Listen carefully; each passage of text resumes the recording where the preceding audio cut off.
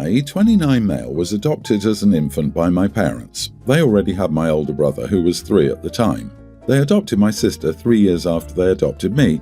I was raised in a loving, happy home. We were all treated the same, and my brother, their biological son, was not favoured or treated any differently for being blood. None of us was lied to about the circumstances of our family. My parents were open about adopting my sister and me. They never tried to demonise our birth families either. They knew practically nothing about our birth families, but they still spoke of them kindly and compassionately.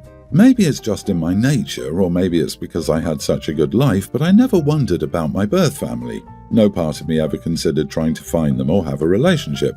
I was just happy as I was and am. My life is good. I have a wonderful wife, 2 great kids, amazing parents, siblings and in-laws and grandparents. For me, nothing is missing. That's why it took me a while to respond 6 months ago when I was contacted by people saying they were my birth parents, and it was confirmed true, telling me their story and wanting to connect with me. They broke up for 5 years after I was born, then got back together, had more kids, and only showed an interest in me for the last 2. Before that, they never thought about me. Their kid wanted to know me. Their kids really wanted to know me. I've received more than 24 messages from their kids since my birth parents reached out. It took a while, 11 weeks or so, for me to reply and state I had a great life but didn't wish to connect with them, so please leave me be. Then I blocked the accounts and made my socials private. About 3 weeks later, I received an email stating that they didn't think it was fair and that I should at least meet the kids.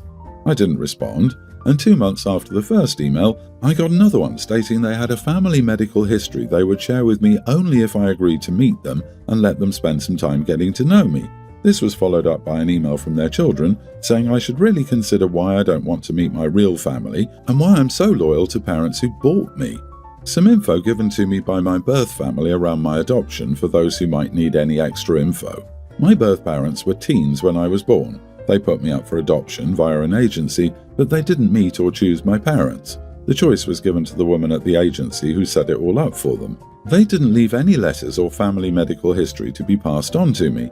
They never collected a letter my parents wrote to them when they adopted me. They have zero interest in ever reading that letter. Their kids are all mostly adults and found out about me through other birth family members and not my birth parents. Their kids wanted to meet me as soon as they found out about me. They found me through some PI online, and I don't know how much contact info they have on me. They never mentioned his name, but I wish he'd reached out to me first so I could have said no. Now I have no idea what ways they could realistically reach me. They don't know I'm married or have children, it seems, so that's positive. My family supports my decision regardless of which way I decide, but I've had some backlash from some fellow adoptees I know who say they would love what's being offered to me. They think it's selfish for me to deny them the chance to get to know me and to deny my kids' blood relatives. So this has made me ask if I'm wrong. I don't feel like I am when I ask myself the question, but I don't know I can accept I never gave these people a chance, and it's because I don't feel I should have to. Am I the idiot? If they stated that your family bought you, please see that for the red flag it is. That and their almost desperate need to connect with someone they don't know is suspicious. Not the idiot, you don't owe them anything. If you don't wish to have a relationship with the bio parents or siblings, it's okay. They had a choice and now you do. It's fair. They had a family medical history they would share with me only if I agreed to meet them. This too. If they were loving people, they would have just passed that info on to OP. They either need money or a kidney. Probably money. They want something. You don't suddenly pop up out of the blue 29 years later on a whim. Bought you? Real family? These losers want something. I get a restraining order if they don't stop. They're clearly respecting you and your boundaries. They don't care about you or your feelings. They just want what they want. As an adoptive mom, I'm so happy that you had such a wonderful adoptive family. They are your real family, not these losers who come and call years later. Continue to block. I'm a 26-year-old female and my husband is 28. We've been married for 5 years. My sister, a 30-year-old female, got married around the same time as us. Unfortunately, their marriage didn't work out and they finalized their divorce earlier this year. Recently, we were all staying at my parents' house for our mother's 50th birthday, which was a treat because the 6 of us siblings are rarely at the same place at the same time. Of course, my husband came with me, and my sister seemed weird and jaded the whole time, being very short with him, and honestly, all of us. The incident happened when my little brother, 20, asked if we wanted to go hiking. My sister said she wanted to go and asked if I wanted to. I said no because my husband was working and I was in charge of our toddler and I'd like to stay with my husband. Plus, to be honest, hiking with a cranky toddler does not appeal to me. My sister rolled her eyes and said, "God, how damn codependent can you be with each other? Ex's name and I were never so attached at the hip." I responded with, "Maybe that's why you're divorced," and walked away with our daughter. My sister sent me a very lengthy text about how I was so rude and callous to throw her divorce back in her face and how I was a terrible sister. My parents refused to get involved, and neither do any of our siblings except my brother, who said I was right but should have just ignored her. My husband is on my side, obviously. Am I the idiot? Edit, it's worth noting that we don't get along super well. We're probably the least close out of all our siblings. Also, she doesn't have children and doesn't want any. I'm pregnant with our second, and that was also a thing she commented on a lot, but that didn't bother me as much. Like, sorry, I'm fertile and having intimacy.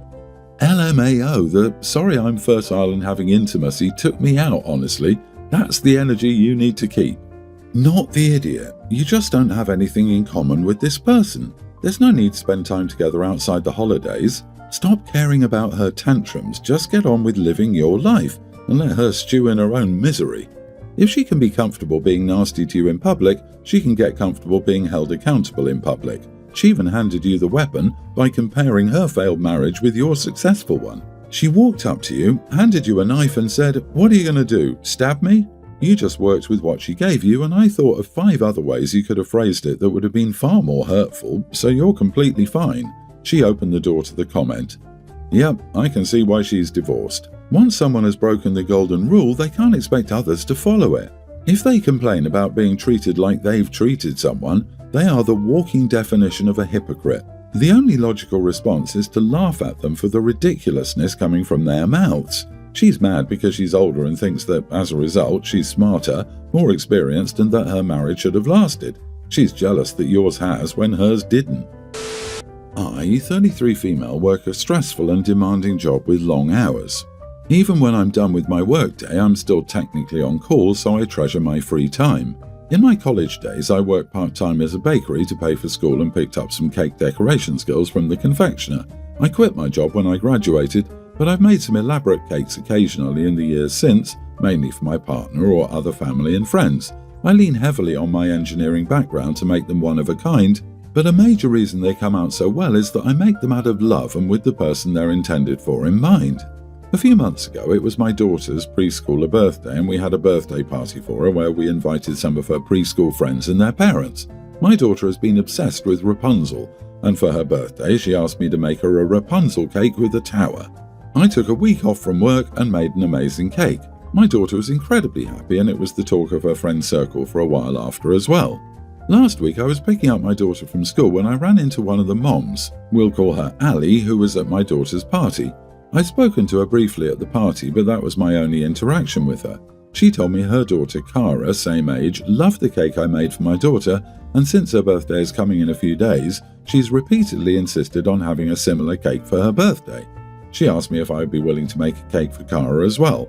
I told her it took me a lot of time and effort to make the cake for my daughter, and I'm not sure I could accommodate it. She kept insisting, wouldn't take no for an answer, and I was running late, so I told her I'd think about it and let her know. She took down my number before I left. Later that evening, I asked my daughter if Cara is a close friend since I hadn't heard about her more than a handful of times. She said Cara is bossy and she doesn't like her, but she's friends with her best friend.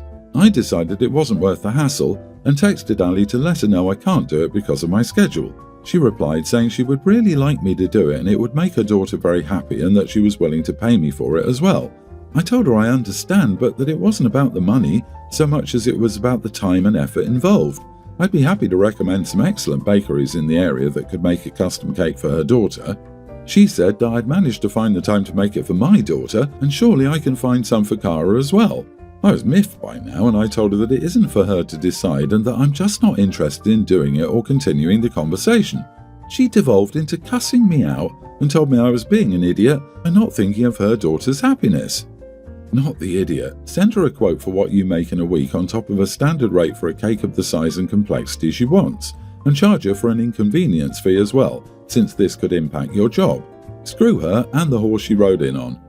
No, because she might just take OP up on it and fork over the money. Then OP will be stuck doing something that she doesn't want to do.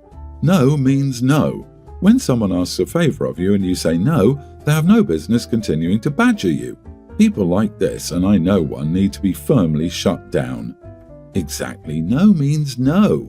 Her daughter's happiness is not your responsibility. You told her you didn't have the time and offered to recommend some bakeries and she got snarky with you. You may have dodged a bullet here. If you made one for Cara, you might have had entitled moms popping up out of the woodwork demanding that you make a cake for little Snotfuss or little Rebecca. Gee, why would a busy parent make time to do something for their own daughter but not do the same for an acquaintance? Based on this woman's insistence that you have the time to bake an elaborate birthday cake for her daughter, some behaviours are learned, and that little acorn did not fall far from the tree. I woke up with this text from a guy I went out on a date with 2 weekends ago. Good morning, I hope you had a fun weekend. The total from the other weekend was $212. Your half comes to $106 minus whatever you covered at Bitter and Twisted. Go ahead and send it over on Apple Pay, or if there's a different platform you use, let me know. This guy asked me out on Friday night, the whole Saturday and Sunday. He did pay for most of the night, but I also paid $70 at a bar, plus $40 for parking downtown. He kept insisting on going to the next place each time we finished the place we were at. Sunday night, he invited me to watch a movie at his place. Nothing happened. Midweek again, he asked me to come watch a movie and sleep over. I said no to the sleep, but yes to the movie.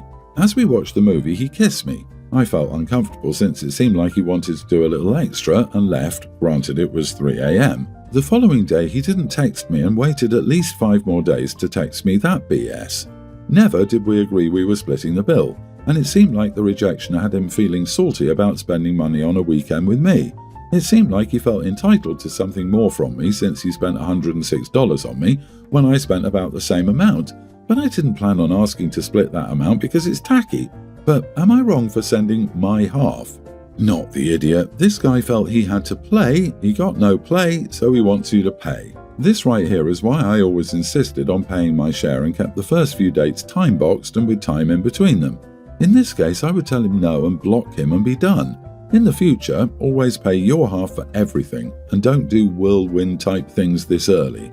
OP said that she spent $110, so she should text him back saying, you said to deduct what I spent from what you say I owe, which is $106. I spent $110, so it turns out you actually owe me $4. Go ahead and send that over. Let me know if you need to use another payment method. No, don't even dignify this clown with a response. Just block and move on. This isn't normal. This is just some guy angry that he didn't get intimacy yet. He thought he paid for a service and then didn't get what he thought he paid for. There's no coming back from this, where he turns into a potentially good partner, and no one gets to spend your money for you. I'm all for paying your share, but he clearly thought he was buying something you weren't offering, and now is billing you for opting out. Let it be an expensive lesson for him. One of my friends at our school is a scholarship student. She's extremely smart, but from a poor family. Our school food is also expensive, so most days she just brings a PB&J sandwich. There are some nice restaurants around our school, and some students, including me, like to order from them. I started buying her lunch with my own pocket money. I hate to sit there and eat nice food when she eats the same crappy food every day. When my dad found out, he was happy and doubled my pocket money so I could buy better food for both of us and have extra money in case I need it later. My half-sister also attends the same school. She's a year older than I am. My dad pays for her school because he'd saved money for it and had promised it, though he's no longer responsible for her. My mom is financially struggling, so my sister also doesn't get good food. A few days ago, she approached me and asked if I could buy something for her as well. I said no. She said she's hungry. I said it's not my problem. I'm not going to spend all my pocket money to feed the entire school. My dad already pays for her school. What more does she want? She called me an idiot, and now my mom thinks I'm an idiot too. Not the idiot. Her meals are not your responsibility. This is something that the parents need to handle, not the younger siblings. You're not a charity with infinite money. You chose to do a nice thing for another student, and your dad supported that. I think that's beautiful. You're right, he's already paying for her schooling. If she wants more than that, Mom can ask her ex if he's willing to help, and Dad can still say no. You are the idiot. Are you jealous of your father? Do you think that because she doesn't have the same blood, she doesn't have the right to enjoy the same things?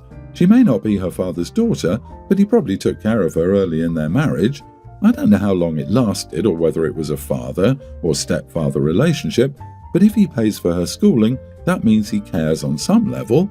It sounds like you have some daddy princess syndrome. Of course your mother thinks you're an idiot. Do you think it's easy for her to see one daughter go through the motions while the other has access to everything she wants? You don't have to buy anything for anyone, but you should handle the situation better.